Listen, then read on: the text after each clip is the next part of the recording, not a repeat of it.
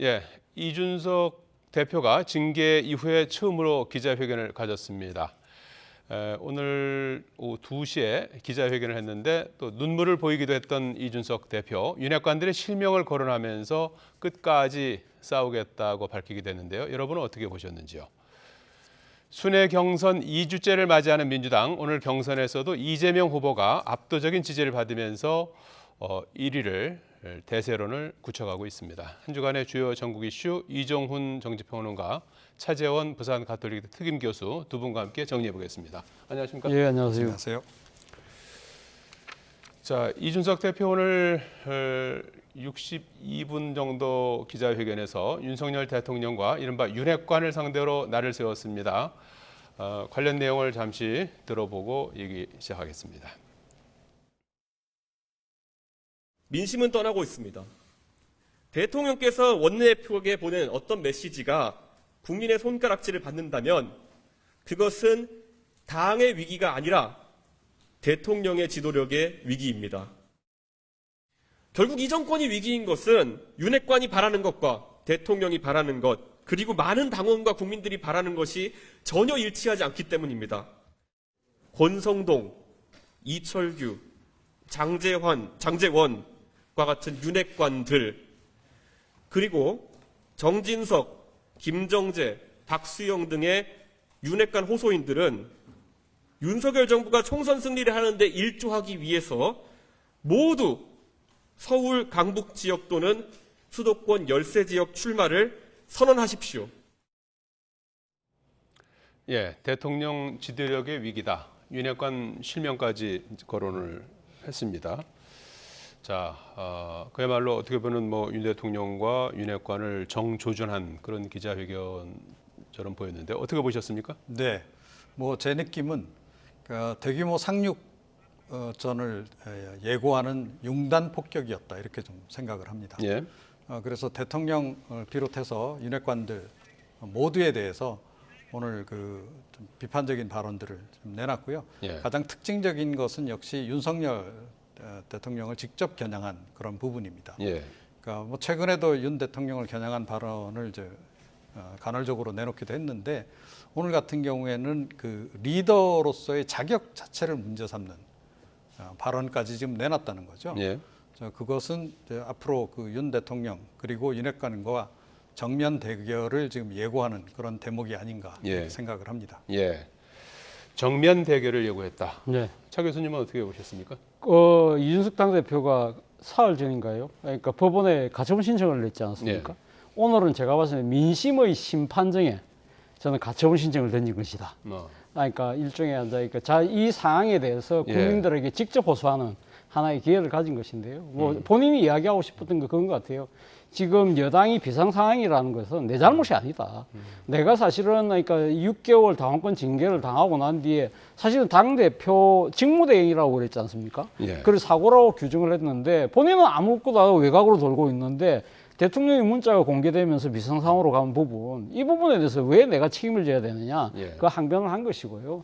두 번째는 아무래도 지금 본인 그럼에도 불구하고 선당 후사라고 이렇게 이야기하는 부분들은 상당히 전체주의적인 방식이다. 예. 일종의 파시스트적인 세계관이다는 식으로 이야기를 하면서 예. 잘못된 부분에 있어서는 이걸 어떻게 수긍하고 갈 수 있느냐, 이거 바로 잡아야 된다는 예. 부분이고, 그렇다고 한다면 이 모든 사태에 대한 가장 중요한 책임은 결국 윤핵관들에게 있는 것이 아닐까. 예. 그렇다고 한다면 윤핵관들이 어떤 식으로든 정치적 책임을 져야 되는데 본인이 생각했을 때는 다음 총선 때 수도권 열세 지역에 출마하라. 예. 그래서 심판을 한번 받아봐라는 예. 것이고, 앞서 이종훈 평론가께서 말씀하신 것처럼 윤 대통령에 대한 직격, 저는 그렇게는 읽히진 않더라고요. 왜냐하면 상당히 윤핵관과 윤 대통령을 나름대로 조금 구분을 하는. 공격도 했고 그러니까 물론 오해도 있다. 윤 대통령에 대한 부분은 일종의 팩트를 적시를 한 것이지 예. 그 부분과 관련해서 자신의 감정을 실어서 이야기는 하지 않는다. 그렇다고 한다면 이 지금 국민의힘이라는 이 당 테두리 내에서 계속적으로 본인 입장에서는 정치적 제기를 도모하면서도 윤 대통령하고는 앞으로 언제든 관계를 복원할 수 있는 나름대로 여지는 남겨두면서 이 모든 사태의 책임은 윤핵관에게 있기 때문에 이 부분에 대해서 강조를 하면서 윤 대통령과의 향후 아마 관계 개선을 위한 여러 가지 여지는 깔아놨다는 생각이 듭니다. 네, 그 부분을 또 좀 해결할 수 있는 당사자도 대통령이 될 수도 있다, 이제 이런 그렇죠. 말처럼 들리는데요. 그리고 민심의 심판정에 가처분 신청을 했다. 민심이 이제 어떻게 작동할지는 이제 좀 지켜봐야 될 대목이고, 어떻습니까? 그 기자회견 전에 어떻게 주변에서 예상한 대로 뭐 이른바 이제 뭐 한방 뭐 이런 내용을 꼽는다고 그러면 어떤 걸 좀 보셨습니까? 눈여겨 보셨습니까? 글쎄 뭐 전체적으로 하여튼 조금 전에 말씀드렸듯이 이거는 향후의 전면전을 예고한다라고 하는 그 부분이 가장 이제 주목되는 대목이다 이렇게 예. 생각을 하고요. 그러니까 뭐 차 교수님하고 저하고 생각이 좀 다른 부분이 윤석열 대통령에 대해서 이제 어떻게 향후에 대처해 나갈지 이제 이 부분인데, 제가 보건대는 윤 대통령하고 각을 세울 수밖에 없는 상황이 지금 돼버린 것 같다라고 좀 봐요. 그러니까 이미 좀 건널 수 없는 강을 지금 건넌 상태. 심리적으로는 이미 이제 그런 거고요. 예. 정치적으로도 그렇게 지금 갈 수밖에 없다는 겁니다. 예. 그러니까 제가 조금 전에 이 대규모 상륙전 말씀을 드렸는데, 결국 오늘 이런 일부러 이런 기자회견 갖고 또 장시간에 걸쳐서 윤 대통령과 윤핵관을 이렇게 공략한 그런 예. 이유가 뭐겠습니까? 그러니까 차후에 있을 전당대회에서 당권을 다시 확보하는 것이 목표다라고 저는 봐요. 본인이 직접 확보를 하든 예. 아니면 그 비윤계 누구가 됐든 간에 예. 윤핵관이 아닌 사람으로 하여금 이 당 대표를 하도록 만드는, 그러니까 그런 지도 체제를 지금 구상을 하고 있는 거고, 그러기 위해서는 대규모 여론전이 지금 필요하다 이렇게 보는 겁니다. 왜냐하면 현실적으로 지금 당권 자체는 윤핵관들이 장악을 하고 있잖아요. 예. 비대위조차도 뭐 권성동 원내대표가 사실상 제가 보는 데는 장악을 한 상태라고 좀 보는데, 예. 현재 이제 당권은 그래서 윤핵관에게 있는 건데, 이거를 좀 뺏어 오지 않으면 좀 안 된다라는 생각을 좀 가지고 있는 것 같아요. 그래서 예. 반드시 뺏어 와야 혁신도 가능한 거고, 그 다음에 이제 다음번 총선에서의 승리의 어떤 전환점, 어떤 계기 이런 것도 만들 수 있을 거다라고 지금 보고 있는 거예요. 예. 그러니까 윤핵관 지도 체제, 윤핵관이 당권을 쥔 상태에서 그대로 차기 총선까지 갔다라고 전제했을 때는 이건 또 다른 패배를 예고한다라는 생각을 좀 하고 있는 것 같습니다. 그래서 그런 종합적인 판단 하에서 오늘 기자회견을 한 거고, 일종의 이제 선포를 지금 한 그런 의미, 전쟁 선포를 한 그런 의미가 좀 강한 거죠. 그래서 오늘 구체적인 방안이라든가 구체적인 대응에 대해서 언급을 하지는 않았습니다만, 예. 향후에 이제 일련의 그런 여론전이 좀 펼쳐질 가능성이 굉장히 높지 않나 이렇게 생각합니다. 예. 결국 그 목표는 이제 당권을 네, 이제 누가 지을 것이냐 하는 부분이 이제 수렴이 될 것 같고요. 지금 조금 전에도 말씀하셨지만은 이제 윤핵관 입장에서는 이제 이 부분이 좀 뼈 아팠을 것 같아요. 네. 수도권 열세 지역에 출마하라고 이제 맞습니다. 얘기하지 않았습니까? 사실 뭐 국회의원에게 제일 이제 중요한 게 이제 뭐 공천과 관련된 부분이고 네. 뭐 지역 이런 것들도 네. 중요할 텐데, 어떤 맥락에서 그런 얘기를 했다고 보십니까? 당을 위해서 그런 얘기를 했다고 보십니까? 아니면 당사자들을 곤혹스럽게 하기 위해서 한 얘기입니까? 뭐 이거 두 가지 다 같은 뭐 예. 여러 가지 하니까 지금 다중의 포석을 갖고 이야기한 것이 아닐까 하는 생각이 예. 드는데요. 지금 앞서도 말씀드린 대로 이 모든 사태가 윤핵관에게서 비롯된 것이라고 본인은 판단하고 있기 때문에 이 부분에 대해서 정치적 책임을 어떤 식으로 물어야 된다. 예. 그리고 또 하나는 지금 윤핵관들이 이렇게 상당히 이 정치적인 사심을 발휘하고 하는 부분들이 소위 말하는 국민의힘이 텃밭에서 아주 쉬운 정치를 하고 있기 때문에 민심을 제대로 읽고 있지 못한 거 아니냐. 예. 그렇다고 한다면 다른 지역의 민심도 한번 읽어봐라. 그렇다고 한다면 우리 국민의힘이 어디로 가야 될 것인지를 정확하게 읽을 수 있을 것이라는 그 이야기를 하고 있는 것이죠.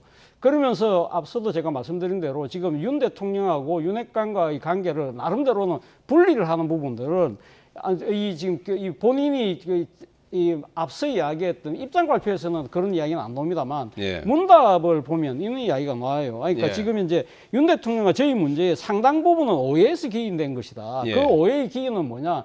자신과 윤 대통령 사이에서 뜻을 전달하는 사람들이 전달하는 과정에서 상당한 사심을 갖고 왜곡을 했다는 측면이 분명히 있는 것이거든요. 예. 그렇기 때문에 그러니까 이런 부분들에 대해서 오해에 따른 간극이라는 표현을 써요. 그렇기 때문에 윤 대통령에 대해서 직접적인 그러니까 총구를 겨눈다기보다는 이 구체적인 그러니까 핵관들의 실명들을 오늘 6명 거론을 하지 않았습니까? 네. 아마 제 생각에도 윤 대통령에게 보내는 나름대로 우회적인 정치적 메시지다. 예를 들면 본인이 이야기하는 듯이 그러니까 앞으로 지금 이 사태 수습을 위해서는 윤핵관을 도려내야 되는데 구체적으로 어떤 사람을 도려내야 될지를 적시를 한 것이죠. 예. 이런 사람들을 드러낸다고 한다면 나는 언제든지 윤 대통령하고 손잡고 잘 앞으로 나갈 수 있다. 예. 그런 부분들을 강하게 오늘 전달한 것이 아닐까라는 예. 생각이 듭니다. 문제는 공은 일단 윤 대통령이 넘긴 것인데 윤 대통령께서 이걸 어떻게 받아들일지는 예. 앞으로 지켜볼 대목인 것 같습니다. 윤 대통령 입장에서는 근데 이제 이런 표현도 조금 거슬리는 표현 같아요.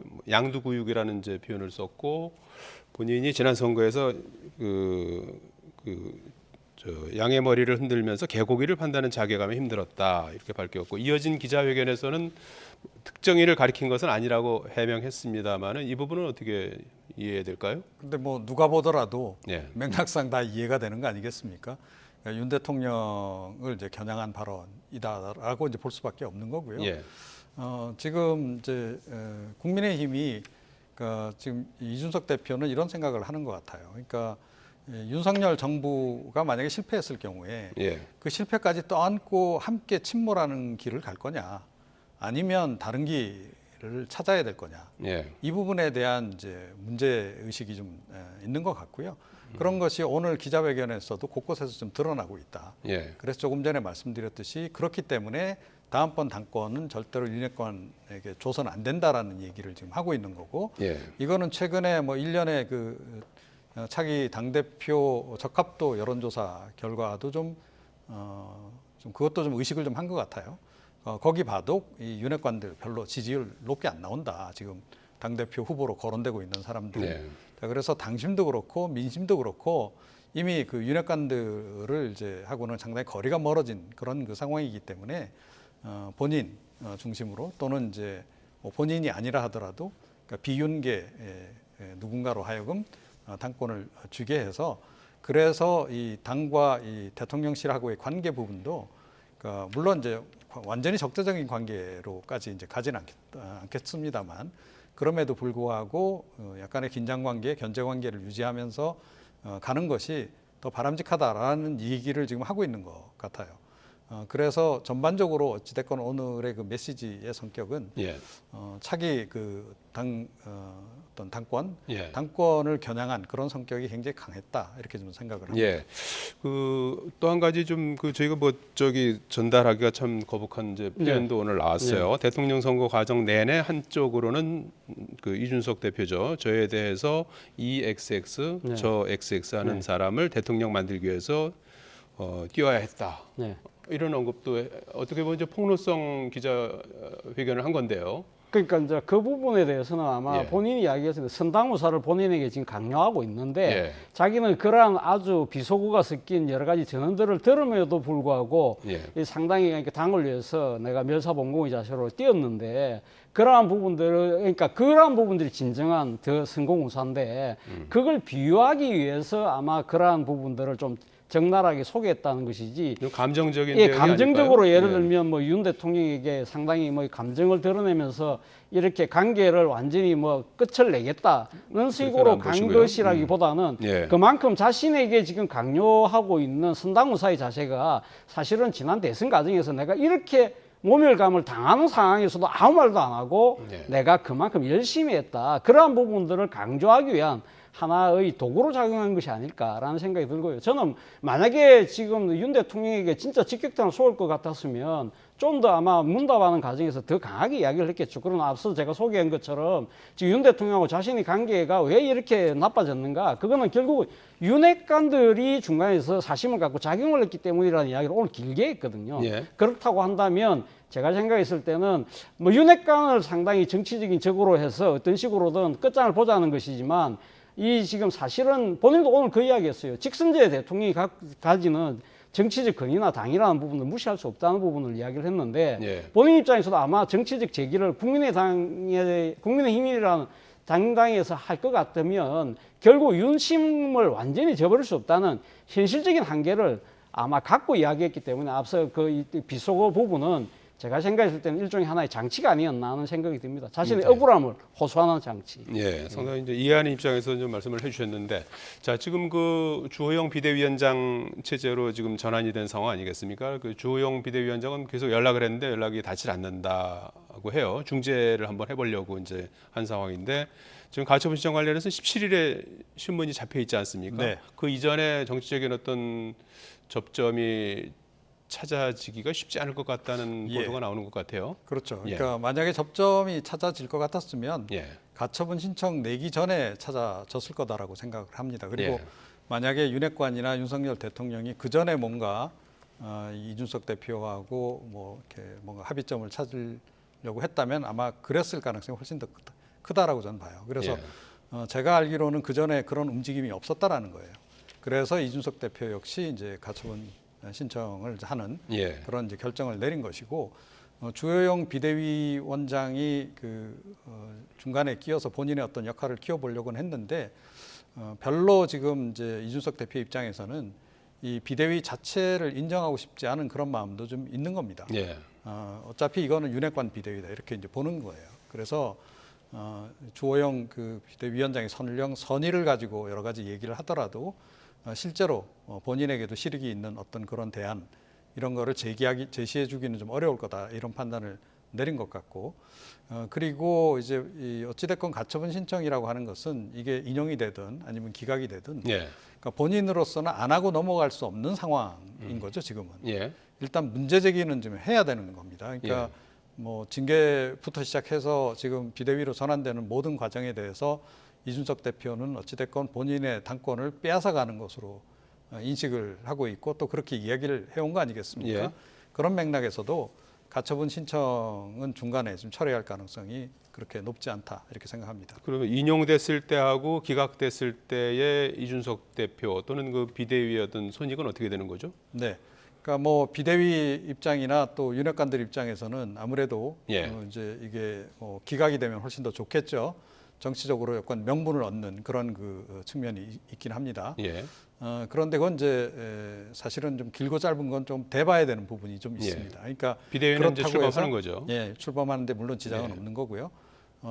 이제 설령 이제 이게 기각이 나온다 하더라도 이건 어디까지나 법적 판단이라는 거죠. 그래서 정치적으로까지 과연 그렇다고 해서 윤핵관의 행위에 대해서 당심이나 또 민심이 적극적으로 지지를 해줄 거냐, 그건 또 다른 문제다. 이렇게 생각을 하고 이준석 대표는 바로 그거를 지금 보고 있는 겁니다. 그러니까 당심과 민심을 자기 쪽으로 이제 돌리는 그게 이제 1차 목표인 것 같고 당심이 지금 사실은 이준석 대표의 꼭 긍정적인 것만은 아니에요. 긍정적인 시선도 있습니다만 반대로 여전히 그래도 윤석열 대통령을 좀 도와줘야 되는 거 아니겠느냐라고 하는 이제 그런 당심도 있는 거예요.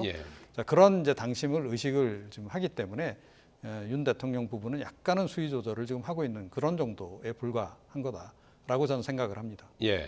그러면 반대로 좀 여쭤보고 싶은 게 이준석 대표가 이제 원하는 대로 가처분 신청이 이제 인용이 됐다고 하면 어떻게 되는 겁니까? 그러면 이준석 대표의 정치적 활로는 열립니까? 아니 본인 입장에서는 본인의 정당성을 찾는 것이죠. 그러니까 그렇기 때문에 상당히 그러니까 절차적 하자가 있다는 것이 본인의 생각이었잖아요.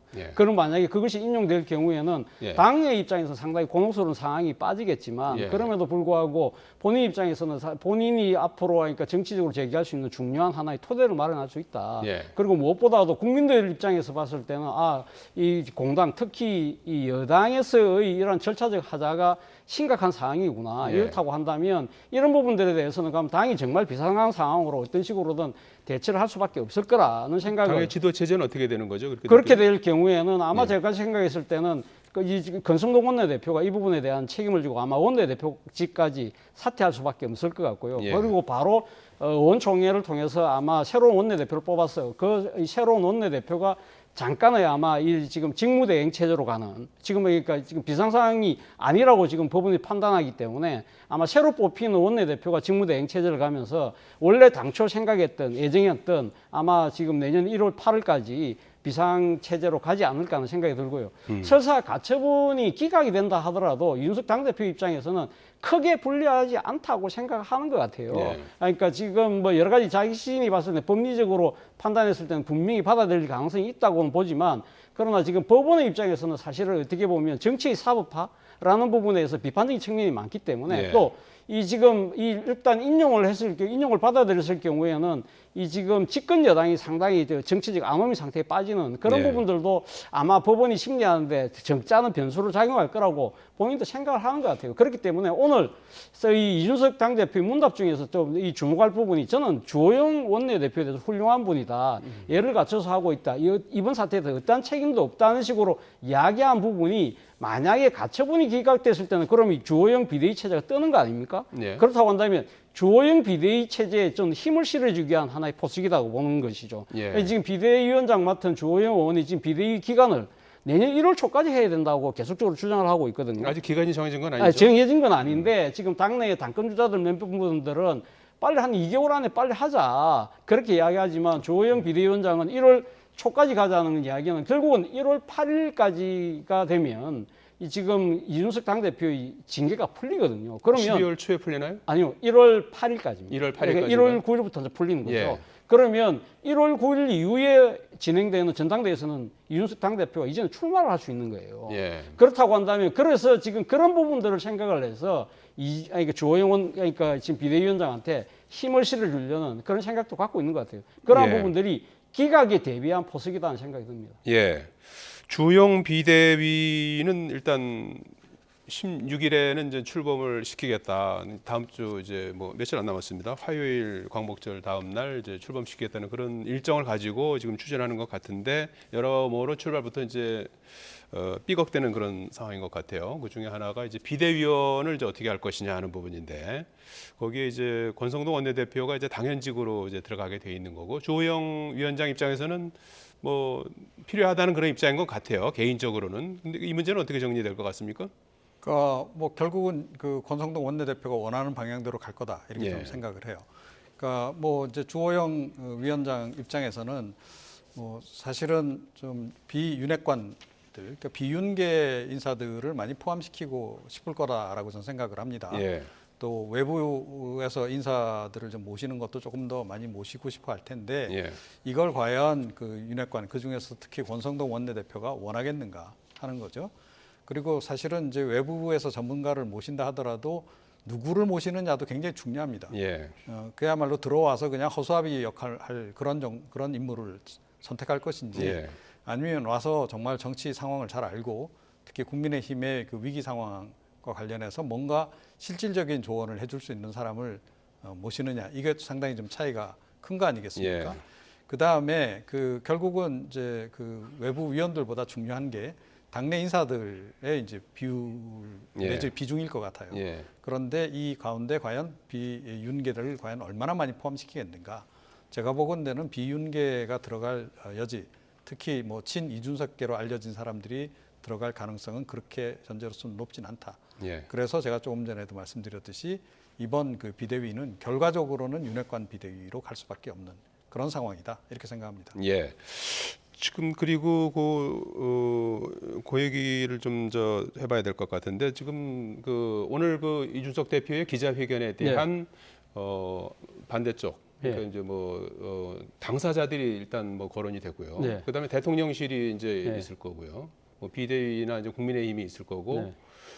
뭐 또 주변에 또 뭐 지지 세력들이 있고 그런데 그렇죠. 지금 아직 그 기본적으로는 크게 이렇게 아직 그 무대응 기조를 유지한다고 할까요? 일단 대통령실은 일단 무대응 기조인 것 같습니다. 예. 그러니까 뭐 지금 할 말이 없다고 지금 이야기를 하고 있는데 예. 아무튼 17일 날 지금 대통령이 기자회견이 예정돼 있지 않습니까? 예. 아마 기자들이 이 질문한다는 입장에서 봤을 때는 이 사안 자체를 빼놓을 수가 없잖아요. 그렇다고 한다면 어떤 식으로든 대통령께서 이 사안에 대한 아마 직접적인 언급이 불가피하다는 생각이 들기 때문에 아마 그 전까지는 아마 대통령실 입장에서는 아마 좀 이렇게 입장을 자제하고 있지 않나. 그리고 지금 또 대통령실 입장에서는 사실 중요한 메시지가 지금 8월 15일 내일 당장 광복절 기념사에 대한 또 메시지가 상당히 중요하잖아요. 그렇기 때문에 그런 부분들에 대해서 아마 지금 미리 이런 이야기를 했을 때 또 대통령께서 직접 이야기할 기회가 있는 상황에서 예. 미리 이야기하기가 좀 꺼리는 그런 상황도 있고, 그러나 지금 당사자들의 이 반응은 상당히 좀 격한 것 같아요. 그러니까 윤핵관들이라는 분들 입장에서 보면 상당히 지금 말 그대로 정치적 매도를 당한 셈이잖아요. 그렇기 때문에 지금 뭐 이 언론 보도를 보니까 이철규 의원 같은 이철규 경우가 의원만 지금 지금 뭐 아주 강하게 다른 분들은 반발을 하고 아직은 있는데, 반응을 안 보이고 있는데 뭐 다른 분들은 지금 익명으로 해서 지금 하고 있어요? 지금 그러니까 너무 허무맹랑한 이야기이기 때문에 내가 대꾸할 가치조차 없다는 식으로 이야기를 하고 있지만, 이철규 의원 같은 경우는 윤석 당대표가 뭐 본인이 이야기한 대로 지구를 떠나겠다고 했다는데, 당대표 되기 전에 했던 얘기. 예, 그러니까 뭐 윤석열 대통령이 되면 뭐 지구를 예. 떠나겠다고 농담을 한 건데, 지구를 떠나면 자기는 전라도 가서라도 하겠다. 그리고 또 이철규 의원이 지난번 때 그러니까 무소속으로 출마를 해서 당선된 적이 있거든요. 그렇기 때문에 나는 소위 말하는 당의 공천을 받아서 쉽게 정치를 하는 것이 아니다. 왜 내 같은 사람이 뭐 일종의 그러니까 텃밭에서 지금 땅 짓고 헤엄치는 것처럼 정치하는 것식으로 매도하지 마라. 예. 그런 식으로 이야기를 하면서 강하게 지금 이야기를 하고 있는 상황이기 때문에, 아마 지금 오늘 이 그 실명이 거론됐던 분들은 아마 자신의 정치적인 명예를 회복하기 위해서라도 이준석 당대표하고 상당히 아마 정치적 각을 세우는 그러한 상황이 예상이 됩니다만, 또 그런 부분들이 당의 내용과 갈등을 더 심화시킨다는 측면이 있기 때문에 과연 그렇게 할지는 좀 지켜봐야 될 것 같아요. 예, 홍준표 지사도 바로 저 반응을 내놨어요. 왜 욕 먹었나 생각해 보길 바란다. 이런 글을 올렸어요. 어떻습니까? 그 당사자들이 어떤 입장들을 내놓을까요? 대통령실도 어떤 입장을 내놓을까요? 대통령실에서는 입장을 내놓기가 어렵죠. 예. 그리고 윤석열 대통령이 어찌됐건 지금 공개적으로는 당무에 개입하지 않는다. 이게 원칙 아니겠습니까? 예. 근데 당 문제에 대해서 시시콜콜하게 자꾸 이렇게 발언을 하고 나서면 그게 또 다른 논란을 유발할 수 있는 거고요. 또 이 자칫 또 말씀하시는 과정에서 좀 살짝 좀 엉뚱한 얘기 하시게 되면 또 다른 논란이 유발될 수도 있는 그런 겁니다. 그래서 예. 이게 좀 휘발성이 강한 그런 그 주제이기 때문에 제가 보건대는 윤석열 대통령도 직접 언급은 향후에도 좀 피할 가능성이 높지 않나 이렇게 생각을 하고요. 일단 윤핵관들도 당장은 뭐 그렇게 뭐 격한 반응을 보이지 않을 것으로 저는 생각을 합니다. 그런데 이게 조금 전에 말씀드렸듯이 이준석 대표의 일종의 선전포고나 다름없기 때문에 결국은 향후에 이준석 대표와 상당한 설전을 벌여나갈 그런 그 상황이 아닌가 이렇게 생각을 합니다. 예. 지금 그 이제 차기 당권을 위한 하나의 어떤 그 젠걸음이 이제 시작됐다 이렇게 네. 이제 봐야 될 것 같고, 물밑 경쟁도 이제 치열하다 이렇게 봐야 될 것 같은데, 왜냐하면 이제 차기 당 대표가 이제 2024년 내후년 초에 치러지는 총선 공천권을 주지 네. 않습니까? 그래서 이제 뭐 사활을 건 그런 어떤 그 경쟁을 할 수밖에 없는데, 국민의힘 대표 적합도에서 유승민 의원이 깜짝 1위를 네. 했어요. 했습니다. 뭐 맞습니다. 지금 하는 여론조사는 이제 뭐 하나의 어떤 그 참고는 이제 할 수 이제 있겠죠.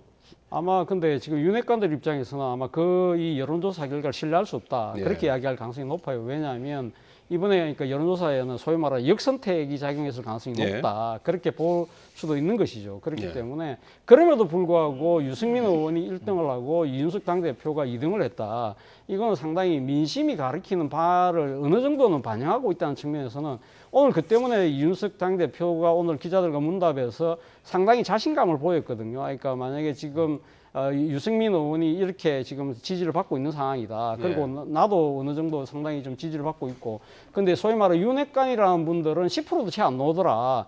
그런 식으로 이야기를 하면서 본인 입장에서는 상당히 그동안에 이 징계당하고 외곽으로 돌면서 이 젊은 당원들하고 이렇게 만나고 했던 부분들이 상당히 아마 좀 먹히고 들어가고 있다고 생각을 하는 것 같아요. 그리고 또 지금 오늘 윤핵관들이 가장 두려워하는 방식으로 싸우겠다고 이야기를 했거든요. 그러면서 그 싸우는 방법이 본인이 직접 그 프로그램을 만들어서라도, 그러니까 청년들과 청년 당원들과 직접 소통할 수 있는 이 사이버 공간을 만들어서 뭔가를 하겠다는 이야기, 그리고 또 당 혁신과 관한 이 책을 출간하겠다는 이야기를 하는 거 보면 상당히 아마 이 고공 여론전을 통해서 하겠다는 생각을 갖고 있고, 오늘 또 이야기 중에 재밌는 이야기가요. 그러니까 지금 국민의힘의 당원을 두 분류로 나눴어요. 한 분류가 뭐냐면 국가 중심의 고전적 가치를 중시하는 당원들이 있고, 예. 또한 이 당원들은 개인의 자유와 정의, 인권 가치를 최우선으로 하는 당원들이 있는데, 시대가 바뀌고 있기 때문에 두 번째에 있는 지금 그러니까 두 번째 가치를 내세우고 있는 당원들이 앞으로 시대의 흐름에 따라서 결국은 이분들이 우세하고 득세할 수밖에 없다는 뉘앙스로 이야기를 했어요. 예. 그렇다고 한다면 본인이 지금 윤핵관들이 가장 두려워하는 방식의 이 지금 투쟁이라는 것 자체가 바로 방금 이야기했던 개인의 자유, 정의, 인권 이러한 가치를 중시하는 젊은 당원들 중심으로 해서 자신은 이 세모를 하겠다 그런 입장을 밝힌 것 같습니다. 예. 윤 대통령 지지율이 지난주보다 1%포인트 상승한 25%를 기록했습니다. 2달 동안 이어졌던 하락세가 이제 주춤하고 어떻게 반등 가능성이 있을지요. 이제 수혜라든지 오늘 있었던 이제 이준석 대표의 기자회견 이런 부분들이 이제 이번 주말에 나오는 기자회견에 이제 반영이 되겠죠. 어떻게 예상하십니까? 근데 뭐 사실은 유의미한 정도의 변화라고 좀 보기는 어렵습니다. 예. 그러니까 오차범위 내일뿐만 아니라 취임 100일 기자회견도 있겠죠. 네, 반영이 1% 되겠죠. 예. 포인트 정도가 왔다 갔다 하는 정도를 보고 뭐 유의미하다 이렇게 이제 보긴 좀 어려울 예. 것 같고요. 여전히 지금 국정수행 지지율은 상당히 좀 낮은 굉장히 우려스러운 예. 그런 그 상황이다. 만약에 이 상황이 향후에 또 한 몇 주 정도 더 지속이 된다 그러면 대단히 죄송하지만 조기 레임덕 현상도 불가피하게 발생할 수 있다라고 저는 생각을 하고요. 그래서 상당한 긴장감을 갖고 위기감을 갖고 대응하지 않으면 안 될 것이다. 취임 100일 굉장히 중요한 그 한 반환점이 될 것 같고 예. 그 과정에서 그 국민들이 바라보기에 뭔가 유의미한 그런 변화를 좀 이뤄내야 될 거다. 특히 인적 쇄신. 그 가운데서도 대통령실 인적 쇄신과 관련해서 뭔가 명확한 그 어떤 그 쇄신 의지를 보여주지 않는다라고 한다면 지지율 반등의 계기를 찾기는 쉽지 않을 거다 이렇게 생각을 하고요. 예. 이준석 그 전 대표 변수는 이미 많이 반영이 돼 있는 상태입니다. 이미 대통령 지지율 끌어내리는데 상당히 좀 반영이 된 상태이기 때문에 추가적으로 뭐 더 이제 이게 변수로 작용할 것 같지는 않고요.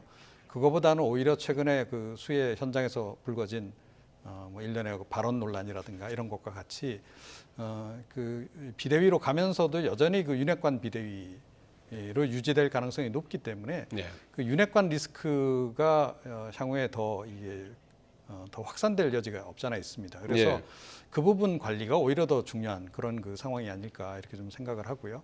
국정 수행 관련해서도 지금 뭔가 확실한 전환점을 좀 찾아야 되고 특히 최근에 그 일련의 위기 상황과 관련한 위기 대처 능력에 대해서 국민들이 많은 의구심을 갖고 있습니다. 이번 수재 대응도 그렇고 또 이 코로나19 재확산에 대한 대응 부분도 그렇고 경제 위기에 대한 대응 부분도 그렇고 뭐 열심히 하고 있는 것 같긴 하지만 아직까지 국민들이 보기에 좀 흡족한 수준은 아니다라는 거죠. 그래서 이와 관련해서도 뭔가 좀 확실한 그런 그 대책들 이런 것들이 좀 추가되지 않으면 예. 지금 여론 반전은 쉽지 않은 그런 예. 상황이다 이렇게 생각합니다. 예, 일단 다음 주에 뭐 일부 수서 개편 얘기가 지금 나오고 네. 있고요. 17일에 내일 모레 광복절 경축사가 있고 네. 17일에 취임 100일 기자회견이 네. 예정돼 있는 상태예요. 이번에 대통령실에서 브리핑룸에서 40분 정도 진행이 된다고 하는데 어떤 얘기가 나와야 될까요? 일단 지난번 휴가에서 복귀하고 나서 예. 그때 도어 스태핑, 그러니까 출근길 문답에서 대통령께서 제시했던 나름대로 키워드가 일종의 초심과 국민 관점이었거든요. 예. 저는 뭐 그 키워드 정도는 상당히 잘 설정했다는 생각이 듭니다. 그런데 문제는 그 대통령의 초심은 아무래도 공정과 상식 아니겠습니까? 예. 그런데 국민들 입장에서는 대통령이 내세웠던 공정과 상식에 어긋나는 일들이 많았다. 그중에서 대표적인 것이 인사라는 것이죠. 그러니까 뭐 지금 사측 채용 논란도 있고 그리고 또 상당히 자신이 검찰총장 내지는 검찰에서 재직하면서 자신들의 측근들을 주요 요직에 앉히는 그러한 부분들이 대통령이 말씀했던 공정과 상식에 과연 맞는 것인가? 그렇다고 하면 이런 부분들에 대한 나름대로 시정이 어떤 식으로 이루어질 것인가를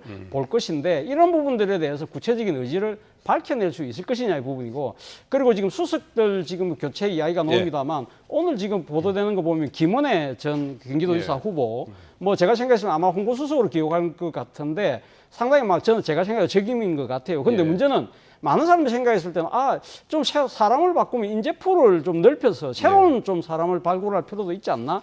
지금 막 선거에 떨어진 사람을 다시 또 해전문식으로 기용하는 나는 이런 인상을 주는 것은 조금 잘못된 메시지를 줄 수 있다는 측면에서는 제가 생각해서 조금 숙고할 필요가 있다는 생각도 듭니다. 예, 알겠습니다. 초심, 국민 높이, 공정, 상식 이런 부분이 키워드로 들어갔으면 좋겠다는 바람을 주셨습니다.